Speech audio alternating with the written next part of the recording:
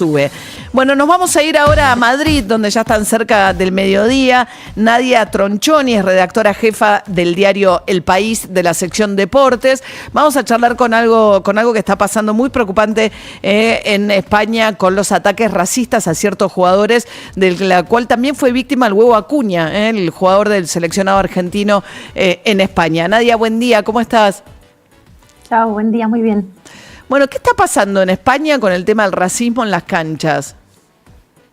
Sinceramente no sé si ha cambiado alguna cosa o es que ahora, como hay sobre todo un personaje muy popular y con gran proyección como es Vinicius, que se ha propuesto denunciar y no pasar ni una, hay más jugadores que denuncian, hay más futbolistas que levantan la voz y que hacen visible una realidad que se vive en los estadios desde casi siempre, que se normaliza el insulto y se normaliza el ataque racista cuando se insulta al jugador rival, ¿no? Vinicius, decís que ha decidido no dejar pasar ninguna, ese jugador brasilero negro, ¿no? Sí. Que decidió ¿qué quiere decir que Vinicius decidió no dejar pasar ninguna, Nadia? Bueno, en la temporada pasada vivió bastantes episodios de racismo en diferentes estadios, él lo iba denunciando y hubo uno con el que, digamos, se tocó techo en este asunto, ¿no? Hubo un Valencia-Real Madrid del curso pasado en Mestalla, en el que Vinicius decide detenerse, parar el partido, enfrentarse a la grada y señalar a los dos aficionados que le estaban insultando y llamándole mono y haciendo los gestos y el sonido de un mono. Aquel partido marcó un antes y un después en España, donde ya se habían vivido con anterioridad episodios racistas y jugadores que habían señalado a la grada, como el exjugador del Barcelona o el Mallorca Samuel Eto'o, pero nunca nadie se había atrevido a querer detener un partido, ¿no? Como hizo... Bueno, lo intentó solo unos meses antes Diacabí, jugador del Valencia, casualmente, pero sus propios compañeros le convencieron para volver al campo, porque sabían que si él era el que se iba a recibir él una sanción, le iba a recibir el club. Entonces no había un criterio establecido para los árbitros, no había esa sensibilización respecto al jugador que está siendo atacado. Vinicius, con la proyección de ser jugador del Real Madrid, uno de los jugadores estrella de la selección de Brasil, señaló a esos aficionados, consiguió que se suspendiera el partido y que se hablara muchísimo de este asunto.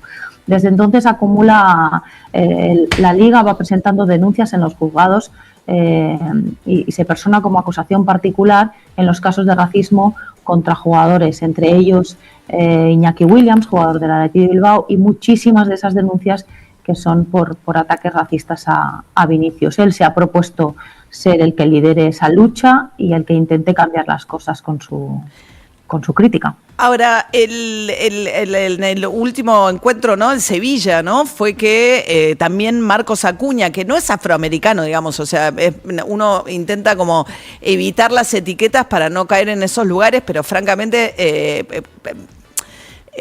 hay que de alguna manera intentar contar la historia, digo, que arranca, ¿no?, con insultos racistas diciéndole monos a jugadores como Vinicius en las canchas en España y ahora caen sobre Marcos Acuña, que es una identidad que nosotros llamaríamos acá, qué sé yo, una identidad que defiende la identidad marrón, ¿no? O sea, por morocho, recibe el mismo tipo de insultos que recibió en su momento Vinicius y el técnico también del Sevilla por ser gitano, ¿no? Exactamente, es muy curioso, bueno, es curioso el caso de Acuña, como bien dices, ¿no? Porque no se le podría identificar como negro como tal, y es muy curioso el caso de Quique Sánchez Flores, porque Quique Sánchez Flores es sobrino de Lola Flores, es hijo de la hermana de Lola Flores, hijo de Carmen Flores, una familia gitana, pero muy popular, muy conocida y muy respetada en España. Por la música, como artistas de la música del flamenco, ¿no? Como artistas flamencos, sí. Lola Flores es un símbolo de España allá donde vayas y él es su sobrino. Él fue futbolista previamente, un futbolista también bastante reconocido y lleva muchos años como entrenador. Y fue su propia afición además la que le insultó llamándole gitano. Él hizo una conferencia, en la conferencia de prensa de después venía a explicar que para él no es ningún insulto que le llamen gitano, pero evidentemente le molesta que se lo llamen con esa connotación, ¿no? Con esa acritud como sucedió en este partido. Ahora, lo que viene diciendo Vinicius, ¿no?, es que en realidad ahora los jugadores que se paran ante las aficiones que les tiran insultos racistas, finalmente son los que después terminan en problemas, o sea, o se enojan, o terminan expulsados, o se pone en duda que sean jugadores titulares.